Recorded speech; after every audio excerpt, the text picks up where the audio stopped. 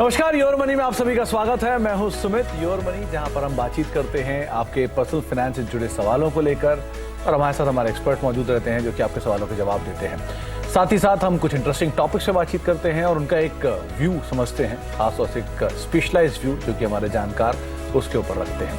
आज हम बातचीत करेंगे हेमंत रुस्तगी सर से, हमारे साथ मौजूद हैं, जिनसे हम चर्चा करेंगे आपके सवालों को लेकर। और साथ ही साथ एक बहुत ही इंटरेस्टिंग टॉपिक जो आज हमने चुना है वो है डिविडेंड को लेकर, कि डिविडेंड की टैक्सेशन कैसी होगी, डिविडेंड की सूरत कैसी होगी। अगर आप डिविडेंड यील्डिंग जो फंड्स हैं उनके अंदर इन्वेस्ट करते हैं तो उसका ट्रीटमेंट कैसे होगा, इसके ऊपर हम बातचीत करेंगे हेमंत सर से। लेकिन हेमंत सर से चर्चा करने से पहले आपकी स्क्रीन पर एक नंबर आएगा, एक माध्यम आएगा जिसके जरिए आप इस कार्यक्रम का हिस्सा बन सकते हैं। आप हमसे सीधे जुड़ सकते हैं। आस्क आवाज योर मनी हमारा हैशटैग है जिसका इस्तेमाल कर सकते हैं। आप ईमेल के जरिए, यानी कि yourmoney@nw18.com, ये हमारा ईमेल आईडी है, इसके जरिए इस कार्यक्रम का हिस्सा बन सकते हैं। और 7045220000 ये हमारा व्हाट्सएप नंबर है जिसके जरिए भी आप अपना सवाल भेज सकते हैं और हमारे इस कार्यक्रम का हिस्सा बन सकते हैं। हेमंत सर, नमस्कार, स्वागत है आपका कार्यक्रम में। क्योंकि बजट आने ही वाला है, तो और साथ साथ वो टैक्सेशन की फाइलिंग की डेट्स भी आ गई है, जो डॉक्यूमेंट जमा करने की डेट होती है, तो अक्सर ये सवाल उठने शुरू हो गए हैं कि डिविडेंड का टैक्सेशन कैसे होता है, इसको कैसे समझा जाए, स्पेशली रेजिडेंट्स के लिए, एनआरआईज के लिए। आजकल डिविडेंड यील्डिंग स्टॉक्स भी होते हैं, 8-9% तक ये डिविडेंड मिल जाता है सरकारी कंपनियों के स्टॉक्स के अंदर भी। तो हर तरह का डिविडेंड जो कमाते हैं निवेशक, उसकी टैक्सेशन को कैसे समझा जाए, आपका एक्सपर्ट ओपिनियन क्या कहता है? क्या उसमें निवेश करना चाहिए इस तरह के राइजिंग इंटरेस्ट रेट सिनेरियो के अंदर, या नहीं करना चाहिए, और कैसे उसका टैक्सेशन समझें? सुमित, आई थिंक ये बहुत ही इंपॉर्टेंट सवाल है। आपने जैसा बिल्कुल सही कहा, काफी बार इन्वेस्टर्स को दुविधा होती है कि हमें डिविडेंड ऑप्शन लेनी चाहिए कि ग्रोथ ऑप्शन लेनी चाहिए, क्योंकि स्पेशली अगर हम टैक्सेशन की बात करें, देखिए यूनियन बजट 2020 में से पहले क्या होता था कि एक डिविडेंड डिस्ट्रीब्यूशन टैक्स हुआ करता था। स्पेशली अगर मैं म्यूचुअल फंड्स की बात करूं तो वहां पे फंड हाउस से जो है आपको डिविडेंड देने से पहले एक टैक्स पे किया करते थे। तो एज एन इन्वेस्टर आपको जो पैसा मिलता था वो टैक्स फ्री हुआ करता था। यूनियन बजट 2020 में डीडीटी को जो डिविडेंड डिस्ट्रीब्यूशन टैक्स था उसको अबॉलिश किया गया, और उसके बाद ये कहा गया कि जो भी डिविडेंड इनकम होगी वो आपकी इनकम में ऐड होगी। आई थिंक ये बहुत ही इंपॉर्टेंट है इन्वेस्टर्स के लिए समझने के लिए, क्योंकि पहले डिविडेंड ऑप्शन इसलिए पॉपुलर था कि एक तो उनको लगता था कि इन्वेस्टर्स को कि चलिए एक तरीके से थोड़ी प्रॉफिट बुकिंग हो जाती है, पैसा अपने हाथ में आता है, वो टैक्स फ्री था। अब क्योंकि जैसा मैंने कहा कि वो आपके डिविडेंड इनकम जो है आपके इनकम में ऐड होती है, चाहे आप स्टॉक में इन्वेस्ट करें चाहे आप म्यूचुअल फंड में इन्वेस्ट करें, तो दोनों तरफ से इररिस्पेक्टिव ऑफ कहां से आपको डिविडेंड मिलता है, ये आपकी इनकम में ऐड होता है। इसका मतलब क्या है कि अगर आप हाईएस्ट टैक्स ब्रैकेट में है तो जो मार्जिनल टैक्स रेट है आपका, उसके हिसाब से आपको उसको ऊपर टैक्स देना पड़ेगा। ये है रेजिडेंट्स के लिए। जहां तक नॉन रेजिडेंट्स का सवाल है, उनके लिए उनको टैक्स पे करना है 20% पे। ऑफकोर्स उसके पास सरचार्ज और जो सेस ऐड होगा वो एनआरआईज को पे करना है। तो इस तरीके से डिविडेंड को अभी टैक्स किया जाता है। तो ये तरीका है डिविडेंड के टैक्सेशन को लेकर। हेमंत सर, एक बात और उठती है, अक्सर लोग कहते हैं कि हमने शेयर का अप्रिसिएशन देखा, फंड का अप्रिसिएशन देखा, उस अप्रिसिएशन के साथ साथ हमें डिविडेंड भी मिला, और डिविडेंड के ऊपर हमने टैक्सेशन भी नहीं दिया। तो ये क्लैरिटी अब तक बहुत सारे लोगों को है नहीं इस चीज की, क्योंकि अप्रिसिएशन के साथ साथ हमें डिविडेंड भी मिला और डिविडेंड के ऊपर हमने टैक्सेशन भी नहीं दिया। तो ये क्लैरिटी अब तक बहुत सारे लोगों को है नहीं इस चीज की, क्योंकि अब से पहले तक डिविडेंड जो देता था उसको टैक्स लगता था, लेकिन अब जो लेता है उसको टैक्स लगना शुरू हो चुका है। तो ये जो टैक्सेशन के अंदर एक फेरबदल हुआ है, क्या इसको यील्ड के हिसाब से सही माना जाए जो यील्ड वो पा रहे हैं, या अभी यील्ड में कुछ और बिटवीन द लाइंस है, उसको भी ध्यान रखना चाहिए उन्हें? सुमित, माफ कीजिए, मैं आपका सवाल ठीक से सुन नहीं पाया। सुमित, मैं थोड़ा आवाज क्लियर नहीं आ रही। हेमंत सर, मेरा ये कहना था कि डिविडेंड की यील्ड के अंदर, मतलब पहले ये होता था कि डिविडेंड टैक्सेशन उस पे लगता था जो डिविडेंड पे ऑफ करता था कंपनी के स्पेसिफिक, स्टॉक स्पेसिफिक, लेकिन अब उन पे लगता है जो डिविडेंड रिसीव करते हैं। सो आमतौर पे 7%, 8% की यील्ड को लोग मानते हैं कि चलिए डिविडेंड इनकम हो गई हमारी, लेकिन ये क्या डिविडेंड यील्ड पूरा नंबर रिफ्लेक्ट करती है? क्या ये आकलन ठीक है, या इसके अंदर अभी और बिटवीन द लाइंस हैं जिनका ध्यान रखना चाहिए? नहीं, ब्रॉडली अगर आप देखिए डिपेंड करता है आप किस तरह के इन्वेस्टर। अगर आप मान लीजिए म्यूचुअल फंड की अगर आप बात करते हैं तो नॉर्मली अगर आप देखिए स्टॉक्स में भी जैसा कि आप जानते हैं कि दो तरह की कंपनीज हैं, एक ग्रोथ कंपनीज हैं, एक डिविडेंड यील्डिंग कंपनीज हैं, जहां पे आपको डिविडेंड यील्ड जो है वो ज्यादा मिला करता था क्योंकि वो जो एक ऐसी फेज में थी कि उनके पास कैश है, वो डिस्ट्रीब्यूट करते थे अपने प्रॉफिट में से, और ऐसी कंपनी भी थी जो डिविडेंड यील्ड काफी कम हुआ करता था। बट म्यूचुअल फंड में जनरली हमने देखा था कि 6-7-8% तक का भी यील्ड जाता था, जो इन्वेस्टर्स के लिए काफी इंपॉर्टेंट हुआ करता था, स्पेशली जिनको रेगुलर इनकम जनरेट करें। बट अभी क्या है, क्योंकि जैसा मैंने कहा कि अगर आपको 7% या 8% भी अगर किसी म्यूचुअल फंड से मिलता है, और अगर आप डिपेंडिंग ऑन कौन से टैक्स स्लैब में आते हैं, तो जो इन हैंड जो है वो आपके लिए उतना अभी एडिक्वेट नहीं है, उतना अभी सुटेबल नहीं है।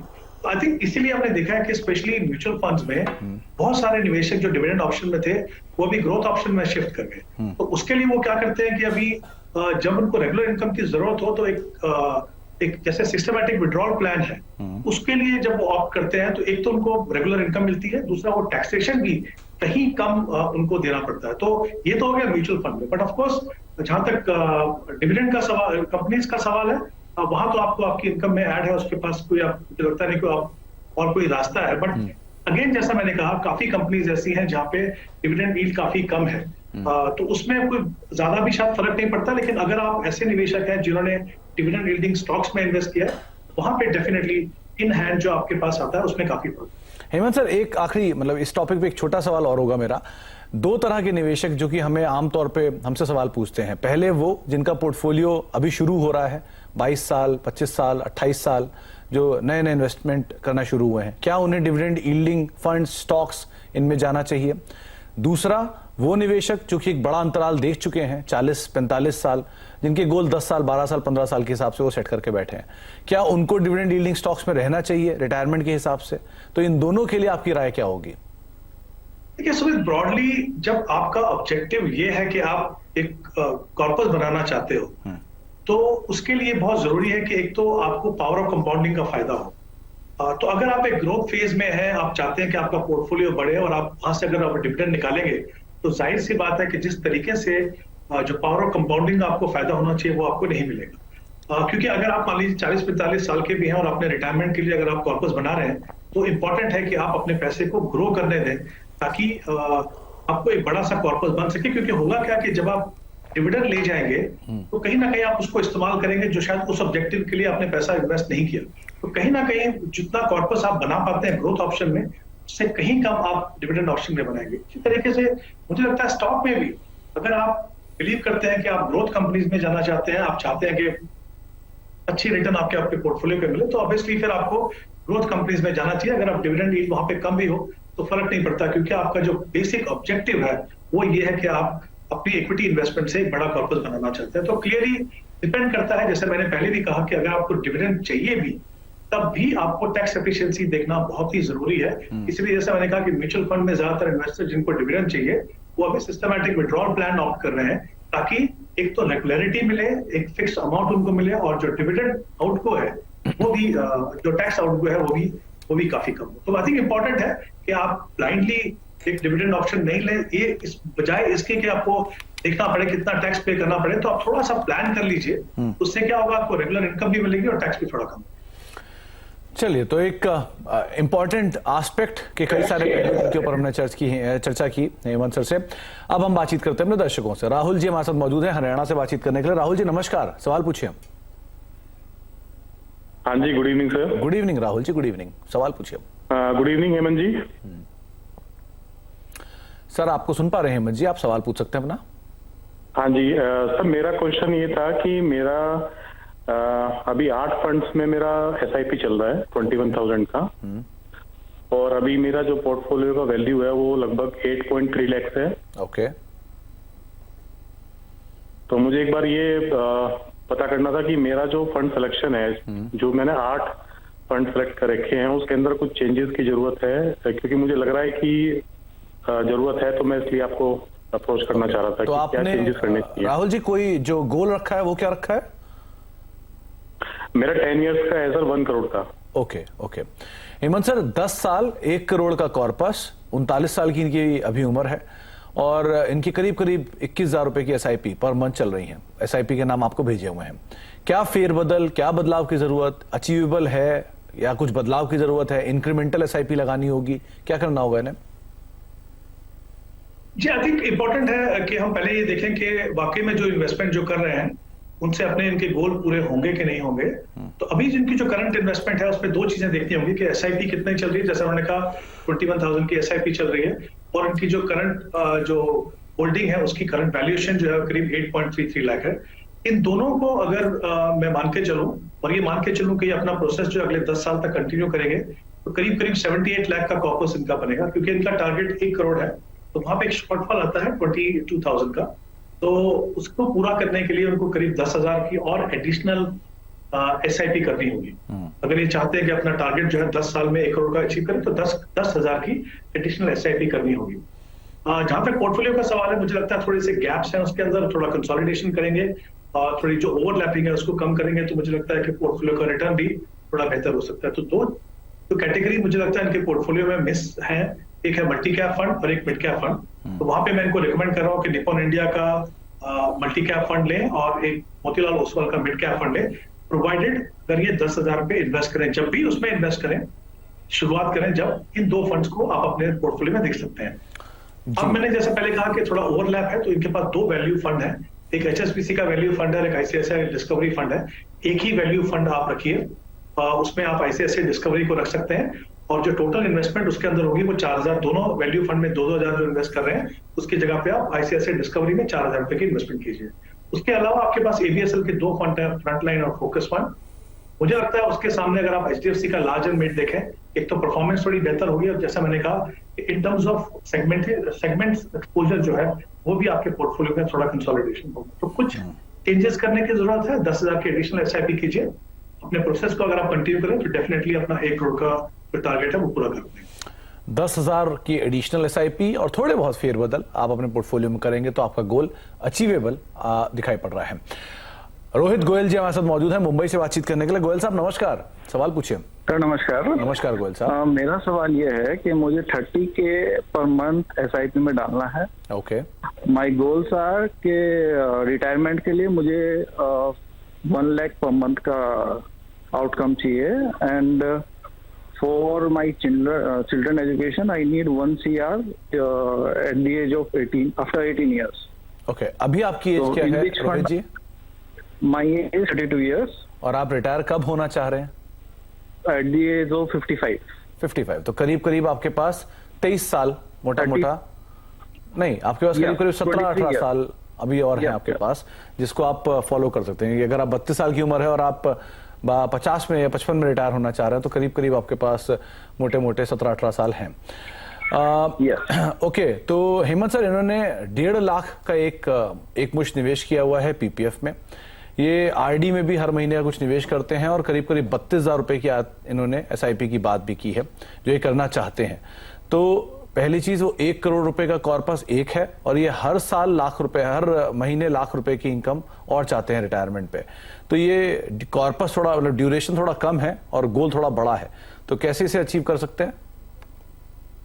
जी देखिए, पहली बात तो ये कि इनके जो दोनों गोल्स हैं वो काफी इंपॉर्टेंट है और ऐसे गोल्स के लिए हमें अमूमन जो है एक बड़ा कॉर्पस बनाना पड़ता है। तो जैसे इन्होंने कहा भी है कि बच्चे के एजुकेशन के लिए करीब इनको 1 करोड़ की जरूरत है 18 साल के अंदर और रिटायरमेंट के लिए करीब करीब, क्योंकि इन्होंने कहा है कि 1 लाख रुपए हर महीने चाहिए, तो अगर मैं 4% का भी विड्रॉल अगर पकड़ के चलूं पोस्ट टैक्स तो करीब करीब 3 करोड़ का इनको कॉर्पस बनाना होगा अपने रिटायरमेंट के लिए।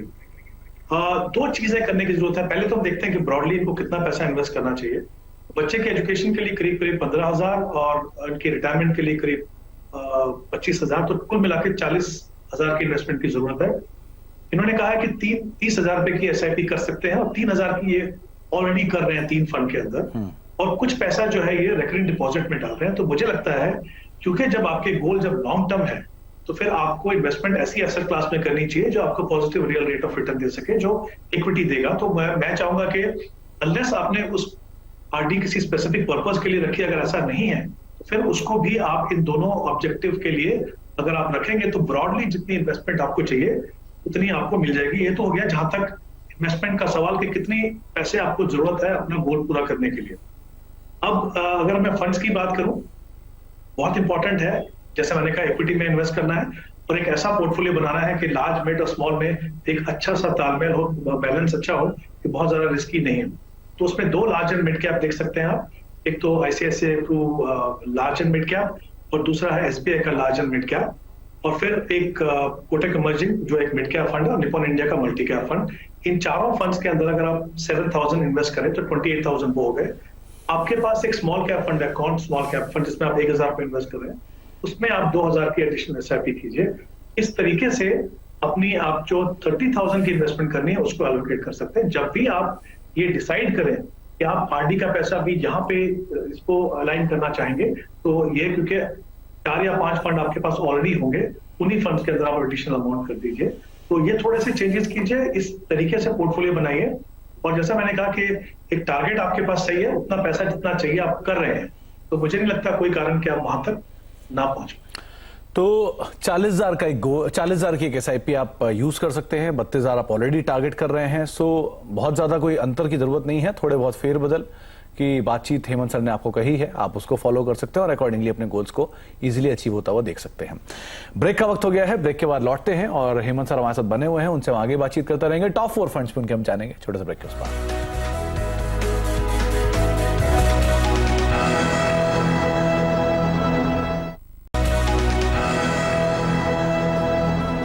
आप देख रहे हैं योर मनी और हमारे साथ हमारे जानकार मौजूद हैं आपके सवालों के जवाब देने के लिए। हेमंत दस्तगीर सर हैं और उनसे हम चर्चा कर रहे हैं इंटरेस्टिंग टॉपिक्स को लेकर भी और आपके सवालों को लेकर भी। अगले दर्शक हमारे साथ मौजूद हैं जोगिंदर वर्मा सर, जो कि गुरुग्राम से मौजूद हैं। वर्मा जी नमस्कार, सवाल पूछिए। हाँ जी नमस्कार सुमित जी। नमस्कार Verma ji. Thank you for taking my query. ठंडक ज्यादा हो रही शायद वर्मा जी वहाँ पर आज। मेरा पोर्टफोलियो आपके पास है। हाँ,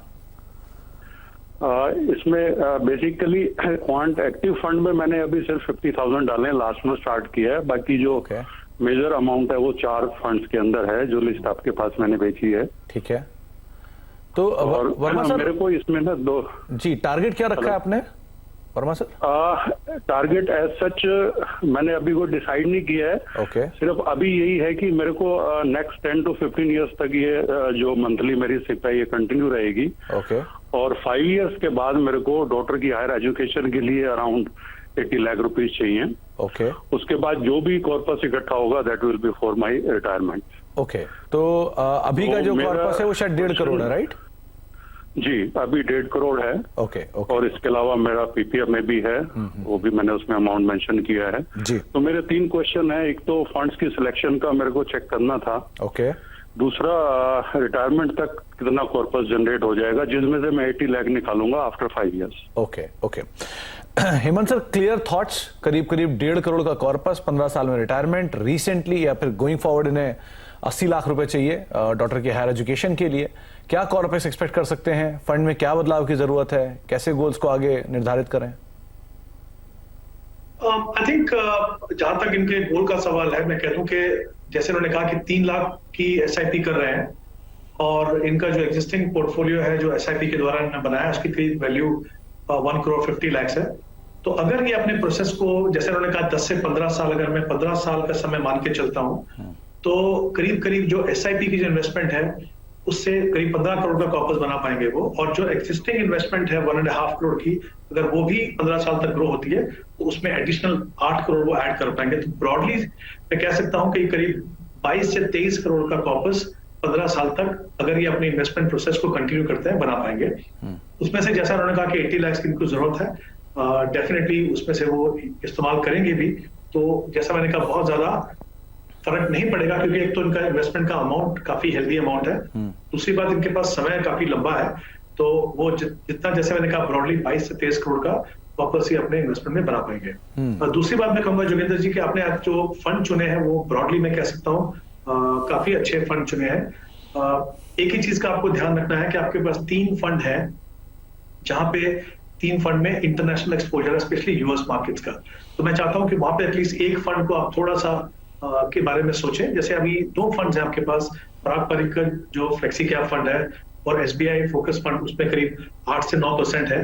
दोनों फंड्स के अंदर international market specially US market में एक्सपोजर है, साथ ही आपके पास एक्सिस ग्रोथ अपॉर्चुनिटी फंड है, उसमें भी इंटरनेशनल मार्केट और यूएस मार्केट में एक्सपोजर है।